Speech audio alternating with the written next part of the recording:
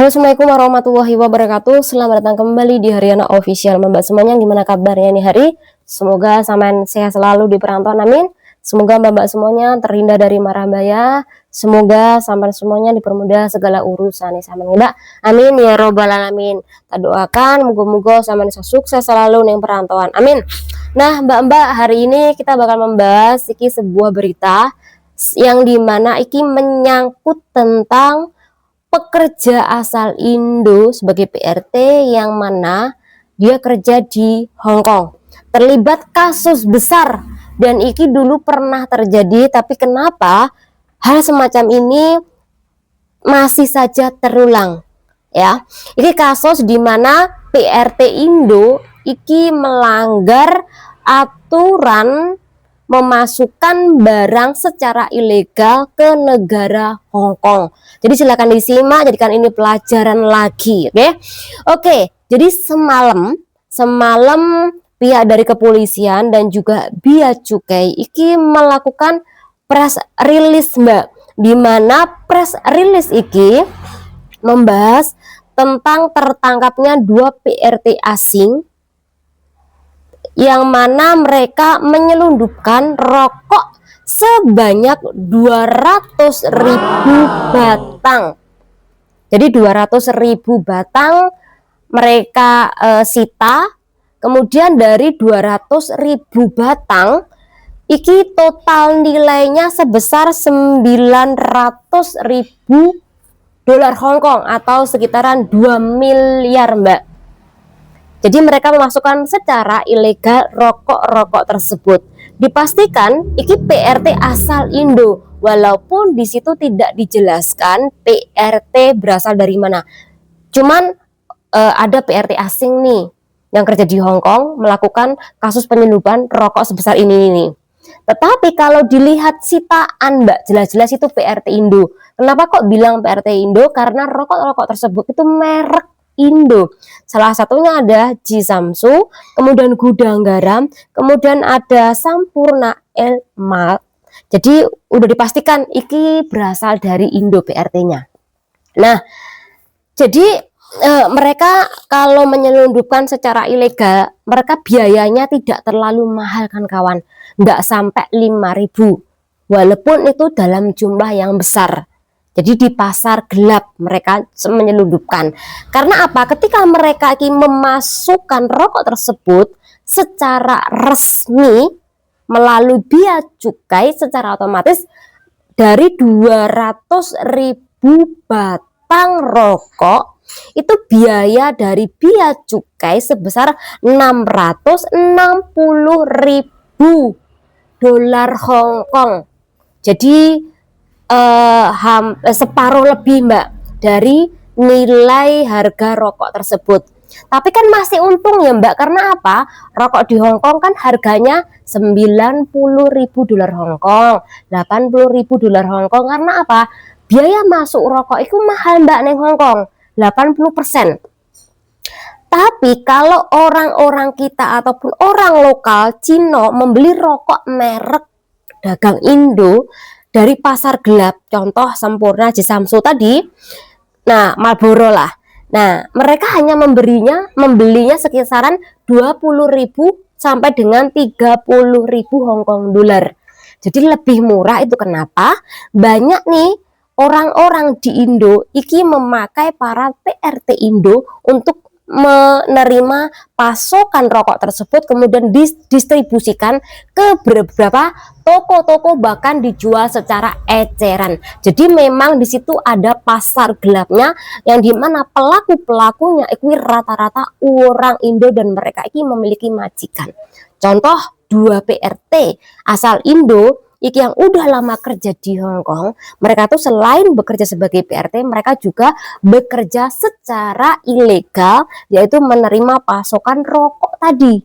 Karena mereka udah lama nih kerja di Hong Kong, jadi pengen cari tambahan uang. Dan mereka tuh umurnya nggak muda, Mbak, yaitu sekitaran 40 tahun dan 48 tahun. Jadi udah kawak lah di Hong Kong, Mbak. Rata-rata emang seperti itu. Kalau udah kerja lama di Hong Kong, mereka mencari tambahan, apalagi kalau sampai terlilit hutang bank Apalagi mereka memiliki biaya yang cukup besar untuk ditransfer ke Indo. Jadi seperti itu Mbak kasusnya. Nah, jadi cerita nih kasusnya. Jadi hari Minggu siang-siang ya, iki dua PRT iki membawa koper Mbak. Koper iki isinya rokok. Nah, karena aku dianggap mencurigakan oleh polisi, maka polisi iki menyuruh dua PRT iki untuk membuka koper masing-masing. Jadi mereka tinggal satu daerah, yaitu di daerah Choyung Sungsui sana. Tapi mereka ketemu Mbak. Nah mereka mau berpencar. Jadi tidak satu arah lagi nantinya. Tetapi mereka keburu dihentikan oleh pihak polisi waktu itu karena dicurigai bawa koper. Jadi dalam pemeriksaan waktu itu, setelah polisi iki mencurigai kedua orang ini, kemudian kopernya dibuka, diisi itu berisilah rokok yang cukup lumayan banyak Mbak di situ. Kemudian setelah polisi membuka koper, tahu di situ ada rokok, dipastikan ini ada rokok lainnya lagi Mbak. Jadi itu kenapa polisi meminta dua orang tersebut iki untuk diantar ke tempat majikan. Karena sebelumnya polisi iki ngelihat Hong Kong ID mereka. Oh ternyata di dalam Hong Kong ID mereka masih aktif Mbak. Jadi memiliki visa tinggal, memiliki visa kerja. Dipastikan dua-dua orang ini ada majikan. Jadi itu kenapa polisi meminta dua orang ini untuk diantar ke rumah majikannya. Nah setelah polisi meminta diantar ke rumah majikan, nah disitulah baru ditemukan Mbak eceran rokok lainnya yang dimana itu totalnya mencapai 110.000 batang rokok. Jadi cukup lumayan banyak di tempat majikan masing-masing. Itu katanya hanya sebagian kecil yang mereka tampung Mbak. Jadi mereka tuh sebenarnya memang ada jaringan yang terbesar yang menerima rokok dan mereka mendistribusikan nanti ke tempat lainnya. Jadi mereka hanyalah kroco-kroconya saja Mbak, bukan pasokan terbesar. Nah setelah polisi masuk ke tempat majikan, kemudian ada bukti lagi rokok, kemudian barulah polisi melakukan press release di dalam kasus ini. Sama ingat kejadian dulu waktu ada PRT Indo satu orang, ini Mbak Tomboy, yang dimana dia juga jualan rokok, menyimpan rokok di tempat majikan, dan ini cukup lumayan banyak juga Mbak batang rokok yang ia simpan di tempat majikan, dan majikannya tidak mengetahui sama sekali.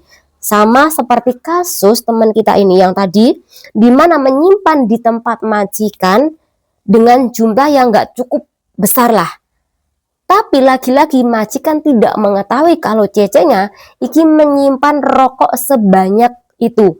Jadi dalam kasus ini banyak nih mbak-mbak Indo ataupun mbak PL yang menggunakan fasilitas majikan untuk berjualan secara ilegal, menyimpan jualan-jualan mereka di tempat majikan. Jadi Anda sudah berjualan secara ilegal, melanggar privasi milik majikan, kemudian rumah majikan buat Anda menyimpan barang ilegal. Berarti sama aja Anda juga berbuat jahat sama majikan. Sampean udah diambil nih sama majikan sampean untuk bekerja di situ, digaji nih, dikasih makan. Tapi Anda membalasnya dengan seperti itu. Anda menipu dia. Anda melakukan kejahatan di situ dengan menaruh barang-barang secara ilegal. Takutnya nanti dampaknya juga sama majikan. Karena apa? Majikan takutnya tersesat dalam kasus ini. Dikirain nih majikan memperbolehkan Anda menyimpan rokok sebesar Indo. Ataupun takutnya ini majikan tidak percaya lagi sama Cece Indo. di dalam kasus ini. Karena kejadian ini ternyata nggak hanya sekali Mbak, tapi sudah 2 kali, 3 kali. Dalam kasus yang sama juga. Padahal kalau kita tahu menyelundupkan barang secara ilegal di Hong Kong, gue nggak main-main denda sama penjaranya. Penjaranya maksimalnya iki bisa mencapai 2-3 tahun. Dendanya iki 1 juta Hong Kong dolar Mbak.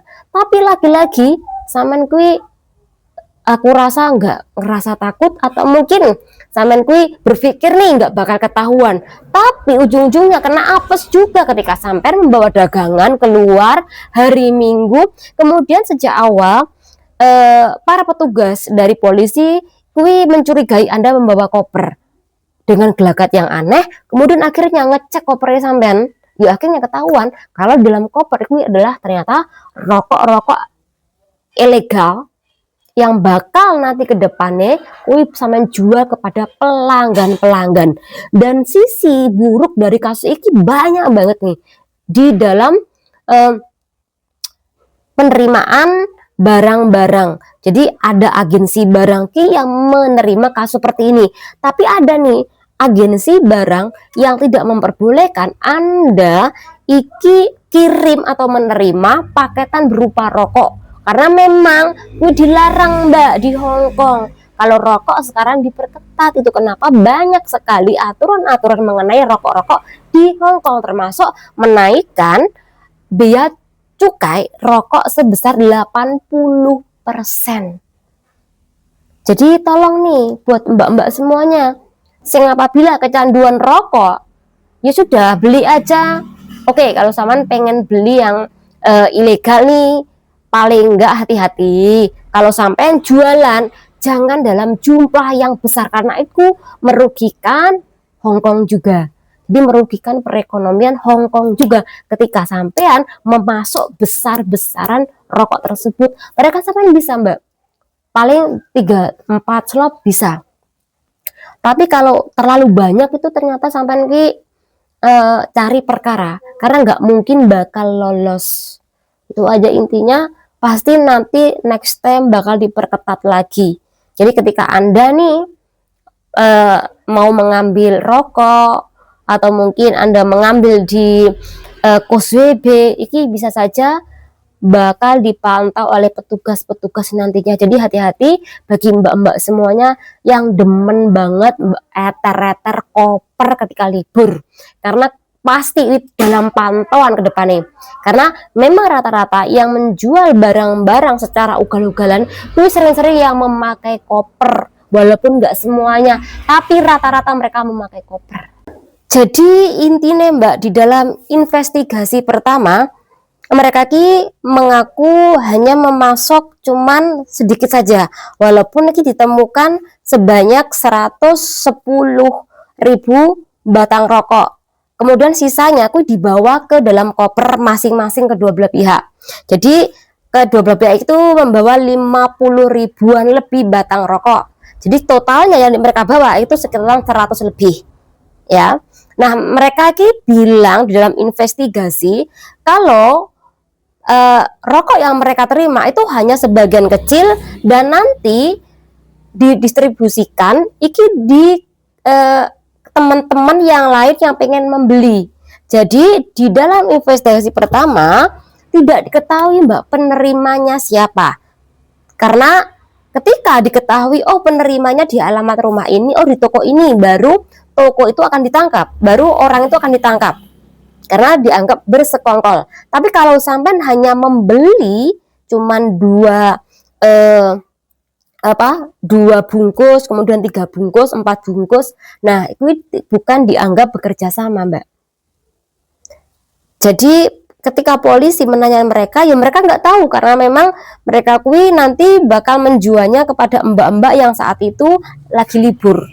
Jadi teman-teman mungkin seringkali melihat ada mbak-mbak yang menawarkan rokok, mungkin 1 slop, mungkin 2 slop, karena kalau kasus seperti ini kita pasti paham bahwa rokok yang kita beli sama mbak-mbak Indo lebih murah banget harganya daripada Anda beli rokok di Hong Kong yang mana ini nikotinnya cukup lumayan tinggi. Tapi kalau rokok di Indo nikotinnya agak rendah Mbak.